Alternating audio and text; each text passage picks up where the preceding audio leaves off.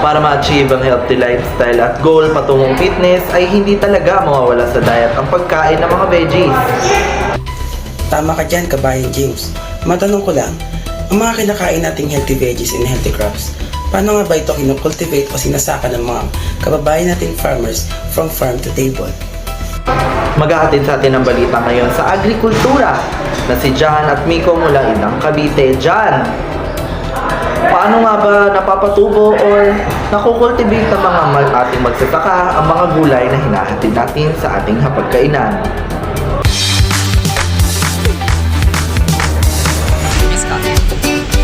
Kabayan James, narito ako sa tapat ng Sanctuary Farm at kanina nakausap natin sila kung paano nakakapagbigay ng magandang kalidad ng gulay at proseso bago may hain sa atin. Ang kilala natin na gulay bilang katuwang sa pag-achieve ng goal natin na magkaroon ng healthy lifestyle. Paano ba ito ginagawa ng ating mga farmer to grow?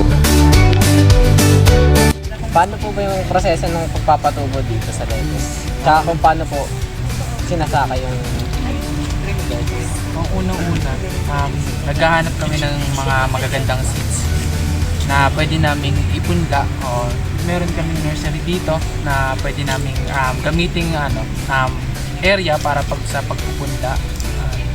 Ginagamitan din namin siya ng iba't ibang fertilizer tsaka yung soil media namin na vermicast na galing sa poops or sa tae ng bulate.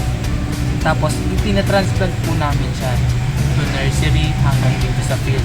Kaya ganito kadami yung kagaganda yung mga lettuce natin. Tsaka pag nag-harvest naman po tayo, maghanap po tayo ng magagandang katulad nito. Pwede po itong harvest. Ito yung mga variety na magaganda o yung mga klase na magaganda na hindi po marereject yung video. At meron po bang mga dapat tandaan sa pagpapatubo nito? Ang dapat lang tandaan na sa pagpapatubo ng isang halaman sa ganito ay huwag natin siyang hahayaan na nasa arawan masyado kasi mag-tip burn siya or meron siyang sugat or meron siyang katulad nito, sakit. Ang dapat tandaan sa pagpapatubo ng lettuce ay kailangan regularly talagang monitor. Ano po bang klaseng paningin yung mga pinapatubo nito? Kami kasi ay nagdedepende kami sa intercropping o monocropping, ganun. Kasi meron kami pagsasalit-salit ng mga tanim kasi hindi kami pwede dito mag-pesticide, insecticide, fertilizer na ginagamit. Kaya nagpapalit-palit kami. Kaya meron kami ditong carrots, dati meron ditong lettuce, pinalitan namin siya ng carrots para ma-neutralize na yung lupa. Para continuous pa rin yung nutrient na nakukuha ng halaman sa lupa natin. Kasi good yung natin soil, mas good po yung makukuha natin na pananim. Meron tayo ditong talong, kalabasa, radish, okra, itong bitter gourd o tinatawag na ampalaya, rosel, mostly rosel talaga yung namin. Rosel, lettuce, pechay. Meron din kami ditong sitaw, fresh beans, snap beans.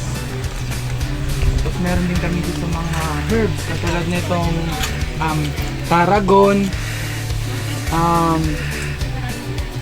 itong serpentina, chives. Meron dito ang gotokola. Yan, yung mga tinatanim namin dito. Pero karamihan dito, ang tinatanim po namin ay lettuce.